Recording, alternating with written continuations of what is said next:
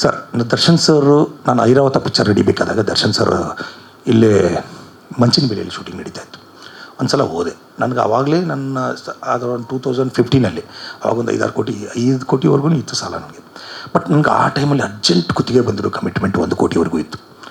ನಾನು ಅನಿವಾರ್ಯವಾಗಿ ಆ 1 ಕೋಟಿ ಅಷ್ಟೇ ನಾನು ದರ್ಶನ್ ಸರ್ ಹತ್ರ ಹೋಗಿ ಫುಲ್ 5 ಕೋಟಿ ಅಂತ ಹೇಳಲಿಲ್ಲ. ನನಗೆ ಸರ್ 1 ಕೋಟಿ ಸಾಲ ಇದೆ ಕೊಡಿ ಅಂದೆ. ಇಮಿಡಿಯೇಟ್ ಕೊಟ್ಟರು ಸರ್, ಇಮಿಡಿಯೇಟ್ ಕೊಟ್ಟರು. ದರ್ಶನ್ ಸರ್ ಹೆಲ್ಪ್ ಮಾಡಿದ್ದಾರೆ. ಆದರೆ ಮತ್ತೆ ಎಡವಿದೆ. ನಾನು ಬಿಸ್ನೆಸ್ ಮಾಡೋಕ್ಕಂತ ಹೋದೆ, ನಾನು ಎಡವಿದೆ. ಅದು ನನ್ನ ಸ್ವಯಂಕೃತ ಅಪರಾಧಗಳು. ನಾನೇನು ಒಳ್ಳೆ ಆಚಾರ ಅಲ್ಲ ಸರ್. ನಾನೇನೋ ದುಡಿಬೇಕು ಮಾಡಬೇಕು ಅಂತ ಹೋದೆ, ತಪ್ಪು ಮಾಡಿದ್ದೀನಿ. ಸ್ವಯಂಕೃತ ಅಪರಾಧಗಳು ಆಗಿದೆ ನನ್ನಿಂದ, ನಾನು ಆಗಿಲ್ಲ ಅಂತ ಹೇಳ್ತಾ ಇಲ್ಲ. ಈ ಮಧ್ಯದಲ್ಲಿ ಮತ್ತೆ ನಾನು ಲಾಸ್ ಆದೆ.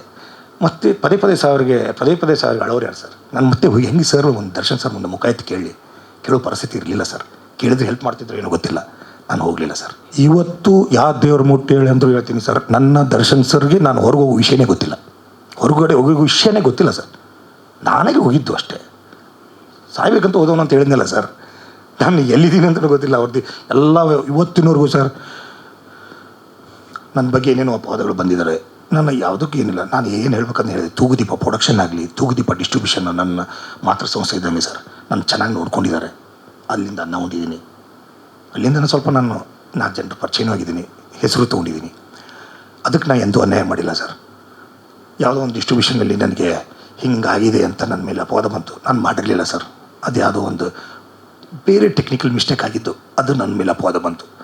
ನಾನು ₹1 ಯಾರ್ದು ತೊಗೊಂಡೋಗಿಲ್ಲ ಸರ್, ಇನ್ಕ್ಲೂಡಿಂಗ್ ದರ್ಶನ್ ಸರ್.